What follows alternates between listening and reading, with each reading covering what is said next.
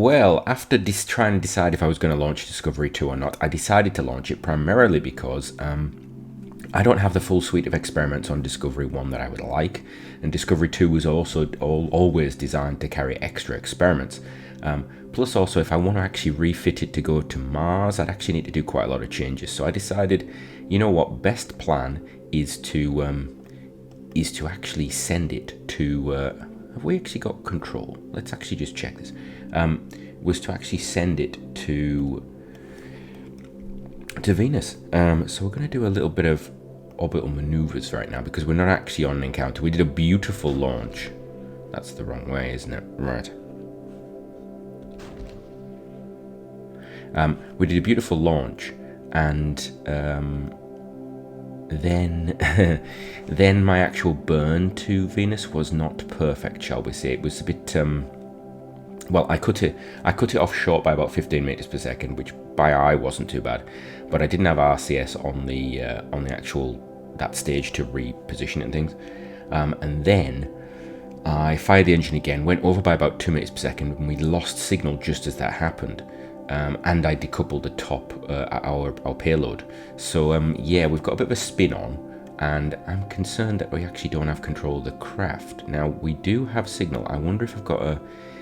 One of the problems with this thing is that I have a horrible feeling that its avionics isn't quite right. So let's... What I'm doing now is I'm actually aiming for that retrograde because I know I need to lose a little bit. Here you see I'm looking, I've actually right clicked on this cluster approach and I'm looking at this, and there we go, we're actually got an encounter now. So what I can actually do is just zoom in on Venus and do this, and then we're going to see how close we get. There we go. Right, now the question is, what do I want to do about this? Let's check. What have we got? Avionics is on, is it? Is the avionics on? Shut down avionics. Right, activate avionics. Avionics controls 0.5 tons. What is this vessel info going to tell me? Of course, the vessel info tells me that we are overloaded because something has filled up. Now, here's a question. Why is it filled? What is going on? That is interesting. When I designed these two craft, they should have had the right amount. And I think because of the way that the pumps work on the pad, I'd actually underfueled some of the tanks just because of the shape and things like that. Just because I was done with moving around and things. So we've now got increased vessel mass. It might actually be, it's the science equipment. That's what it is. All of this science equipment is probably taking us over the limit. Right. So what we're going to do is we're going to try and do this as it rolls, which is not the best approach, I'm going to be honest with you. So how do we do this? Right. Go to our craft. We're going to put a maneuver node. What about, let's make it a couple of minutes from now. Let's make it 4 minutes. Add the maneuver. That gives me 4 minutes to prep my maneuver node. Right. Next, I'm going to come out and I'm going to go to Venus. I'm going to focus my view. In we go. Right. I want to get reasonably close to Venus. So I'd ideally like this one to go polar. So we're going to go down the bottom left here. We're going to click on this little arrow. It takes us to our maneuver. I'm going to put it onto here. Right. So what does prograde retrograde do for me? That does not do good for me. Right, that takes me on the other side. So I can actually pop that back. We're doing too much of that. So let's do little moves. And what I want to do is actually right click that. We want to get close. So we're going to get close. So there we go. You can actually see it's gone. Remember, right click is your friend right now. And that one's going to be... Now we have quite a lot of delta V on this craft. So that's not a big issue. That's not the way I want to go. And you can just play around with this now. You can just walk it in almost to where you want. And we'll just do a little bit of this and a bit of that. And a bit more of this. And a little bit of that. That's the wrong way. Right, and then we're just going to walk it in. There we go. And you can see what I'm doing. I'm trying to work it down over the pole. Using these two. Oh, and we've got Discovery 2 maneuver node coming up in some time, in 3 minutes. Yeah, I know, it's in 3 minutes, I'm in the middle of doing it. And of course that knocks this off. So I've got a setting on the moment on the alarm clock that actually triggers that. It auto sets them. If I have a maneuver and I haven't set one, it will actually set one, which is quite nice actually. It's really handy for not plane changes, sphere influence changes, which I really like it for, because sometimes you can forget to set an alarm for a sphere influence change, and you forget about it and things like that. Now, in the olden days, sphere influence changes were a nightmare because they could completely change your paths and things like that if you time warp through them. Not so much a problem anymore, but being quite old school, I do like to actually be aware of them. So we're just going to walk this in. There we go. How close do I want to get? I'd really like to get really close. I don't know how close I actually have to get to for the mission, but I'm willing to get really close. There we go. In fact, you know what? I'd really love to just dip into the atmosphere. I wonder if I could get it close enough for a dip, because that would be a little cheeky. I think it's like 130. I think 140 maybe. I don't know. Maybe we just we wait until 160.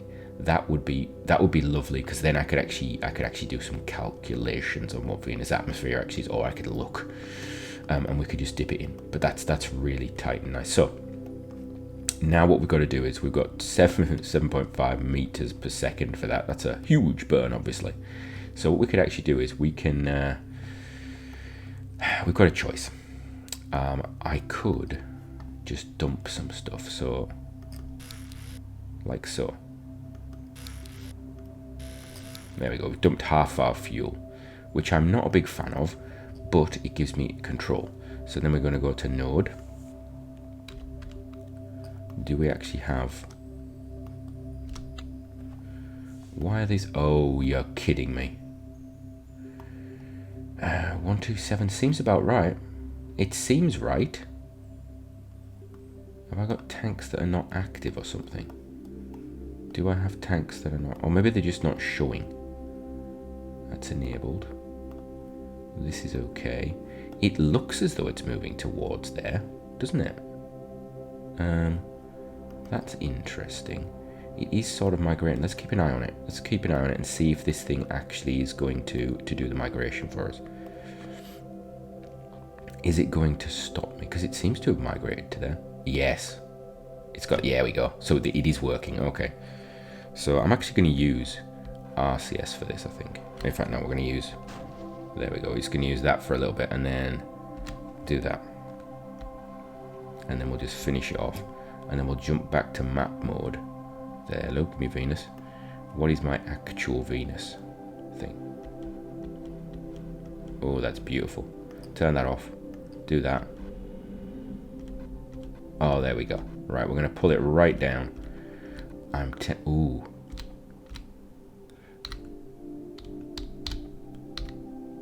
$155. That's $155. I'm going to keep it at that, and I think we may do a little death dive on the way there. Right. RCS is off, and so this one is now going to be traveling. Now, one thing I do need to do is let it rotate a little bit until it's getting electrical charge, because what I want to do is I want to put all of this on, because this thing is going to go into interplanetary space. Now, at the moment, we have a minus. That's because of the solar panels there. We're going to get better solar power as we go. So I'm going to stop this now. I'm going to go across to the other craft, which actually I can do in a little cheaty way. Where are we? We can go the alarm clock, and we can do Discovery 1. We can jump to that, and we can set its stuff up as well. Alright, so here is Discovery 1 in interplanetary space right now, and I just need to check that we have got... Yeah, these are all set up and running, so I actually did that last time and I've forgotten about it. So we should be getting some interest. Yeah, you can see we've got about 30 science since I launched Discovery 2, because this has just popped into interplanetary space and it's got 30 science from it, so that's wonderful. So that's going to run. So we can leave these now. They've got the sphere influences coming up, so Discovery 1 is actually going to hit, well, not going to hit, it's going to arrive at Venus in 184 days, and Discovery 2 is going to leave the sphere of influence of Earth in 3 days. So the next time you see these craft will be them arriving at Venus, hopefully. So, yeah, let's fast forward time to that point. Right, after waiting for, I think it's about 200 days or 150 days, something like that. I don't know how long it is now. We've had other missions running in the background. And now we're going to get to the end of the Discovery 1 and 2 missions. So they are 4 days out. We're going to jump to them. And we're going to see the end of their missions. They're going to be getting on their flybys. And hopefully they will actually have signal back to base. Right, so here we are in space with Discovery 1. It's set off 182 days ago, and if we bring up our little alarm clock, we can see that in about 4 days it will be hopefully, oh, it's got full electric charge, good, it will hopefully be entering the sphere influence of our Venus. So let's have a look. Have we got all of our experiments are running? Wonderful. We can actually just now, its signal is weak. Oh, it is weak, isn't it? Oh, now is it going to hold out is the question. We need its signal to hold out into that sphere of influence. I'm hoping it's going to be okay. So the Earth's coming around there. Right. The other question we have is, do we want to do anything once we are actually, once we're at Venus?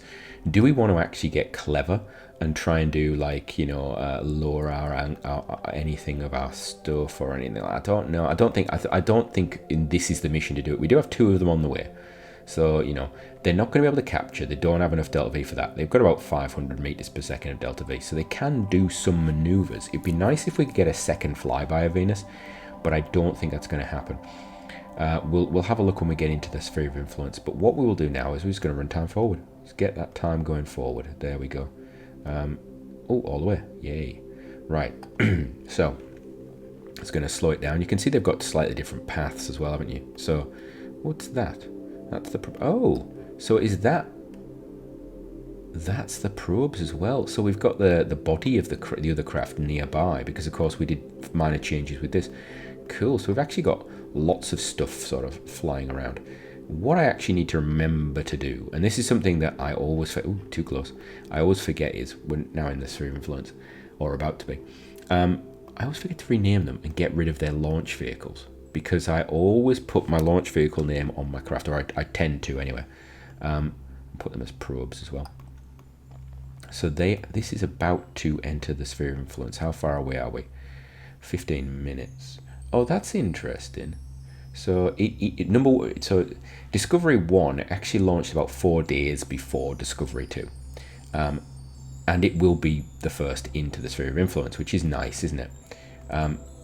It's going to leave in 2 days, which is again interesting. So, do I want to do anything at the junction, as it were? Focus view on Venus. Right. If we're going to do maneuvers, the time to do them is at that periapse, isn't it? Now, oh, I need to go and accept a mission. Right, jump out of this, get back to the Space Center. So yeah, the whole reason we're going to Venus is to complete this mission, which we haven't accepted. And you can hold off on accepting these missions because it doesn't need to be a new craft. You just need to accept it before you actually do it. And that's what we're doing here. So we're going to get that 90,000. We've got to be within. The one negative of not accepting it before you launch the craft is that you can't see the things when you're building your craft easy. You have to come back or you write them down or something. Mars and Venus, they give you plenty of time to do it. A couple of years. For the later ones, you actually don't accept them until you're actually about to complete them because, yeah, time and everything. So yes, we've got to be within 20,000 kilometers. So there we go. And I believe have we got a transmit science? Transmit science data from space near Venus. Okay. Right, so back around Venus with Discovery 1. It can now complete its mission if we do everything properly. However, we're definitely going to get to... I want to actually focus on Venus. Give me Venus. Venus, focus view. However, we can also think about, is there anything else we can achieve? We're well below the required altitude. So that's fine. It's going to get the science. We're going to add a maneuver. Now, I don't know if they fixed the problem that used to be. If you went below a certain level and then you collected science and then came back out and you weren't in that level anymore, you were outside the Venus sphere influence or the Mars sphere influence, it wouldn't complete the mission. I think it now does. I'm not entirely sure. So, there we go. We've got this. What can we do? What's happening? Well, we could pop out to Mars. What if we set... Mars as a target. That would be interesting. Let's see. Let's see. I don't think it's a possibility, but let's just give it a go. Let's see what happens. Prograde. What does that do for us? Ascending node is 7 degrees. Yeah, that gives us, that's nothing. We do not have the delta V to do anything interesting with this. Okie doke. So, the next question is, just how low do I go? I think... What's this craft got on board is the question. Right. Science, please. This one. What is on this craft? Filtered by current vessel. Infrared radiometry. Okay, Venus. That takes a day. Okay. Space height. Wow. So that's a lot of biomes. Okay. Mass spec. 2 hours. So we don't need to hang around. Woo, okay. Flying high gets a bit of mass spec. That's quite juicy. Venus for pressure scan. Get a little bit of that, and that's 10 minutes. Telemetry, Venus. Get a little bit. It's tempting. It's so tempting. This is the problem, because I'd like all of this. I really would. And I can't remember what's on board Discovery 2. But I think we've only got one of these. And it takes a day. So I think this craft is not the one that's going to dive. What we will do though is we'll get to here and we'll basically expend all of our fuel. That's what we're going to do. And the only reason we're doing that is because it gives us an extra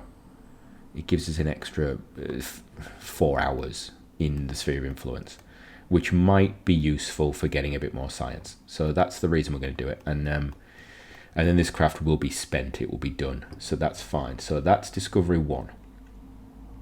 So let's have a look. Let's watch Discovery 1 as it approaches its target. Oh, now actually it's going to be Discovery 2 that comes in first, isn't it? Because we've got a bit more time.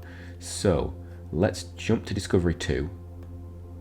Discovery 2, we need to rename you because you're doing my name, my thing in. So we're going to change that to Discovery 2. Get rid of all that. Thank you. You're not a relay. You're a probe. Thank you. Right. You can actually see Venus in the distance there. That's very nice. Right. You're tumbling for some reason. I wonder if you've always had that tumble. I just didn't realize about it. Okay. Are you in the sphere of influence yet? No, you are not. You are 5 hours away, which is interesting that I can see Venus. Right, let's accelerate you to that interface. There we go. And this is the big thing about having two different craft completing your missions at the same time, because you end up jumping backwards and forwards, particularly if they come in at the same time. I thought there was going to be a reasonable time difference between them, but they have actually closed that difference. They were set off. I think they set off about 6 to 10 days apart, and they're actually now within sort of 12 hours of each other, which is really quite interesting. Right, now you are the one that I want to drop a bit. So we're going to put you in retrograde. I also want to check what science you've got on board before I do that, actually. Check the science before you do this. So what have we got? Right, you require 91 days cosmic science, so you did that on the way there. Okay. You require, magnetic scan is 30 days. 5 minutes. 10 minutes. You know what? Oh, I think the other one might be the one to do this with. Yeah, because that gets me nothing for going through the air. And this one gets me nothing. Right, okay. Change your plan. You are going to slow yourself down when you get near to the periaps. Actually, let's just do a... zoom me in a bit. There we go. Right, we're gonna actually sort yours out. So you are going to be capturing, or not capturing. You're going to be using all of your delta V to just stay closer. You've only got 300 because you used an awful lot in maneuvers, didn't you? I forgot about that. So you were the alternative one, right? That gives you how long in the air? Okay, so you've got 2 days, right? You've got 2 days at least. Everything's running. Telemetry's done. Visible imaging is done. In fact, we can get rid of telemetry. Keep telemetry, actually. You're going to be nearby. Right. So let's jump back to Discovery 1. Discovery 1 is the one that we're going to try and get clever with. We're going to put Discovery 1 into the upper atmosphere of Venus. Now, this might explode. Right, so we want to put Discovery 1 into the atmosphere of Venus just ever so slightly. So first of all, I want to orientate you retrograde. There we go. Turn on your RCS for me, please. This periapse is going to be key, isn't it? I want to go in dish backwards. Right, there we go. Oh, this RCS is annoying me already, I can tell. Right, so we're going to use the RCS for this. We're not going to actually use the main thrusters. The main thruster. No, we are going to use the main thruster because the RCS takes too long. Right, so I think 140 or 150 is the atmosphere. I want to just dip it. I want to dip it just into that atmosphere. So I think 138. Venus's atmosphere is really quite tasty, shall we say. That thruster is tiny. I might as well just put more RCS ports on, although it is technically more efficient. It's technically more efficient. Right. I think 138. Do I go 135? I don't know. And I shouldn't really be doing this. I'm doing a flyby. I don't need to actually do this. But just tasting that atmosphere would be it'd be nice, wouldn't it? Be nice. And we're slowing ourselves down. If we actually have a look, it may actually have a positive impact on how long we're staying in the sphere of influence. It is actually, yeah, we're actually increasing our time in the sphere of influence, so that's nice. Not massively, but it gets there, doesn't it? It helps a little bit. And also it means if we fire the engines when we're on the coming around Venus, we've got that positive as well, haven't we? Right. This is taking forever. Let's speed it up a bit. There we go. I'm ready to cut it. So we're going to go for 138. I want to go 138. I can't remember Venus's atmospheric height. It's probably not that. It's probably 150 or 130, and I don't realise. It's going to kill me if it's actually 130, though. It is actually going to be so annoying because I'm going to have missed it by 8 kilometres. But we'll see. Yeah. So he's going to bring this along. You know, we could do that a bit more. Come on. Right, when we get to 150, we'll go to normal time. There we go. And 13. Oh, a bit too much. Right, there we go. Right, I'm happy with that. I don't know. Will this actually let me see? This is a little cheaty. This is very cheaty what I'm about to do. Will it? It doesn't show you if it's in the atmosphere. It is close though. It is close, isn't it? Alright, let's... Oh, I could maybe do this. Is this gonna... Oh, the sun's on the wrong side. Right. I think we're in atmosphere. Yeah, I think we're in atmosphere. Right. Let us get the nice view on. And let's go and have a look. So we're going to increase, there we go, we're going to get some science as we come in. So that's high space, we've got temperature coming in, wonderful. We're going to slow down a bit. I'm actually using the keys for this because I want to not come in too fast. So it's going to judder a bit, there we go, right. Oh, slow down a bit, thank you. Not entirely sure how fast is, there we go. Coming in. So we're going to be on the back side when we get in there. Oh, now. It is slowing me down because there's probably something come up, isn't there? Yeah, it's about to. There we go. So we're now on top of that node that we had. Close alarm. Right, we've got 8 hours until Discovery 2 comes in. So That's a nice little view, isn't it? I'll have that. That's a nice. That looks just weird though, actually. Right, let's go in a bit more. So we're gathering science as we go, getting closer. Now, come on. This is always the nervous bit, isn't it? Is this going to get us into atmosphere? We're going across the Terminator. It's a tiny little probe. I quite like it. It's quite cute. Right, we're in space low now. Okay, we are in space. Turn off the RCS possibly. Why are we got RCS? Oh, because I've gone back to normal time. Right. Let's have a look. Oh, we got a load of. Don't need to worry about that. Right. Let's time warp a little bit. We've got a spin. That's interesting. Right. Are we going to? Let's have a look. It doesn't tell us our biome, does it? Space low. So we're getting the science. Have we completed? I don't even know if we've completed the mission yet. Oh, we've got to get below a certain altitude, haven't we? Right. Let's bring it up. Oh, we've done the flyby. Right. Okay. So the flyby is done. So now it is just a case of how low can you go, and we're going to start firing our engines when we get down there as well. 138. Right. Okay. This thing might explode. It might explode as we get down. I don't know. The second you touch atmosphere, this thing could just explode. It has no heat shield. It's got nothing to protect it. You know, in reality, it would be touching bits of atmosphere now. It would be getting atmospheric drag right now. Right, we're going to just slow down a bit. Right, a bit more speed. And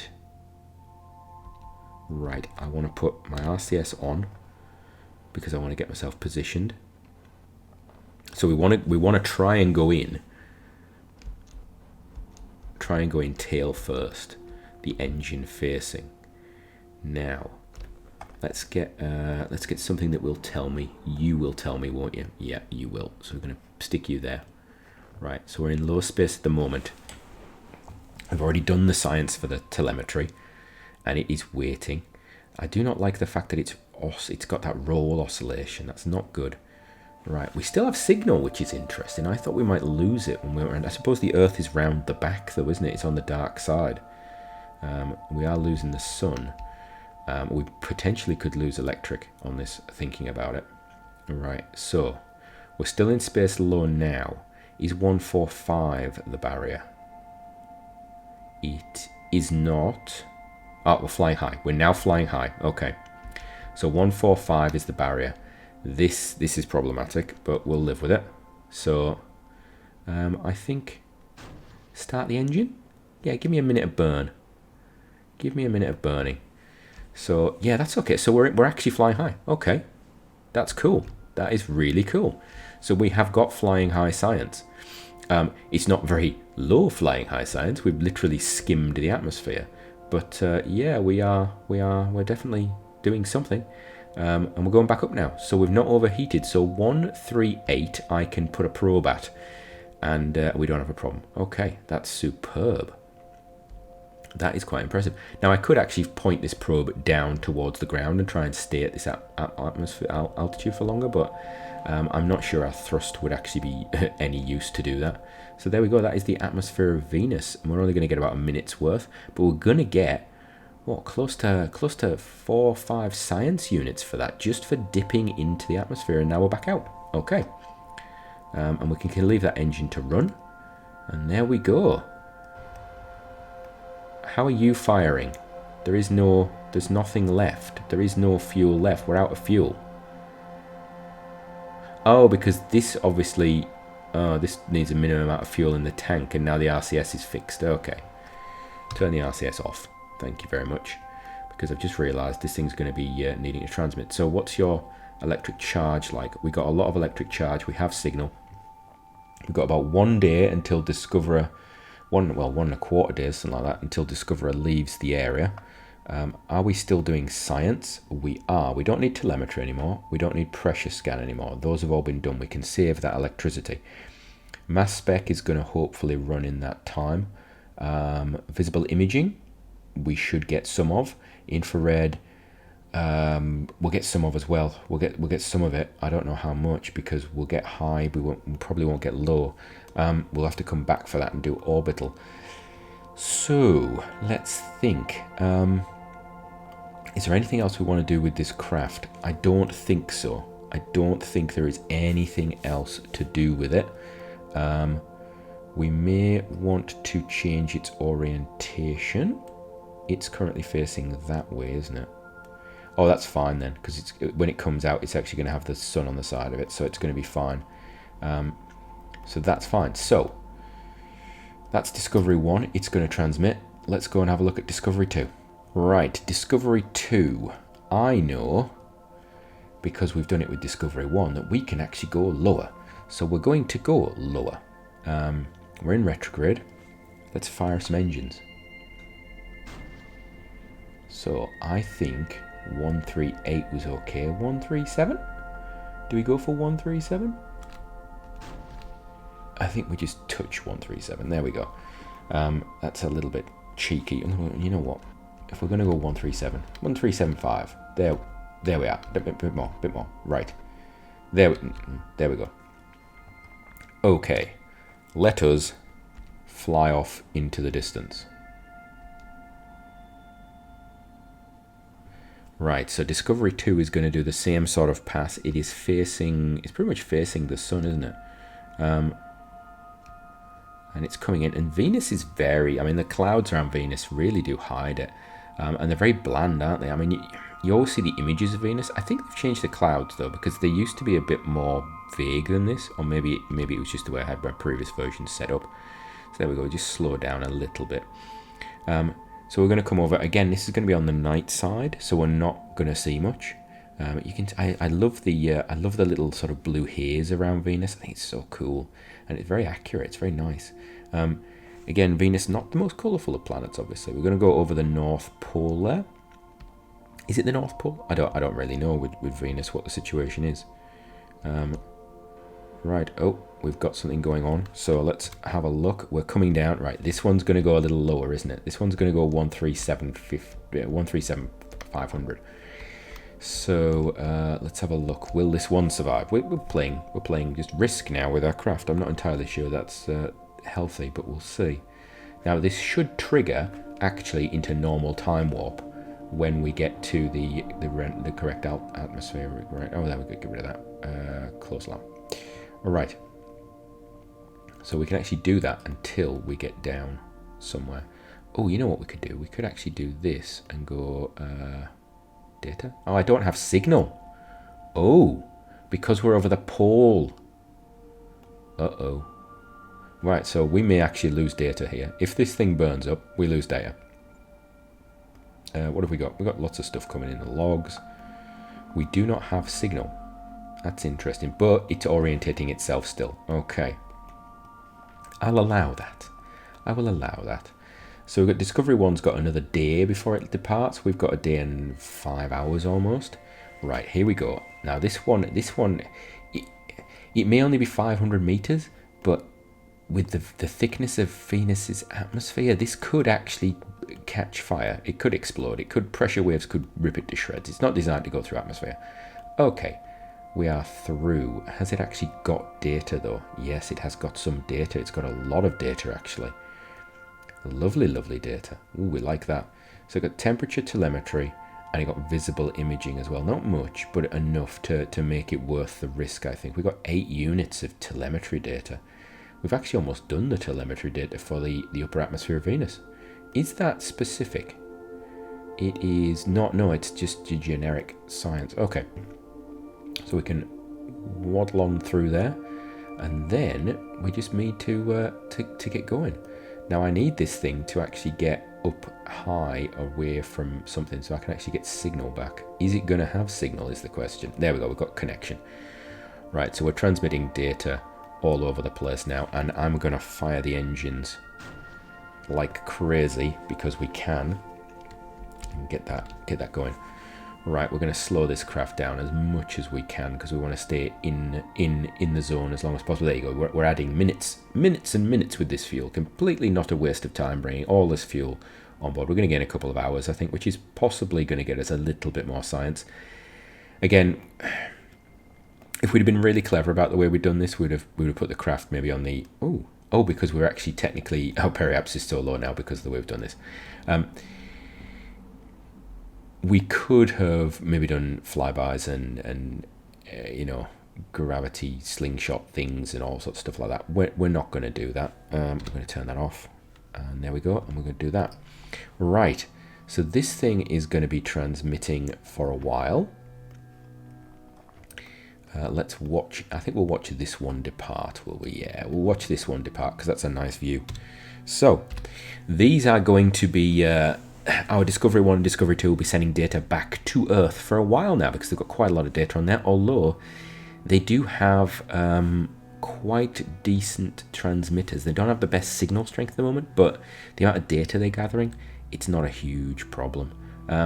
So yeah, they're going to be flying on past Venus, and then their missions are pretty much done. Once they exit Venus's sphere of influence, they've collected as much science they could from the sort of interplanetary space. They're not going to get any more. They've spent you know, almost 200 days in that space. Venus, they got, I think, 2 to 3 days flying past Venus. We got that atmospheric sort of dip that we've got, so that science is going to come back and be worth a lot. And that's that mission. That's our first interplanetary mission done. Venus has been visited. There we go. The Morning Star, I believe it is called. So, next time, I think we're going to have to look at Mars. We're going to have to look at our tech and if we can send something like this to Mars. I think one of these type probes, maybe, but we're going to have to operate it. Mars, the big problem is it doesn't get much sun. So, from me, until next time, have a great one.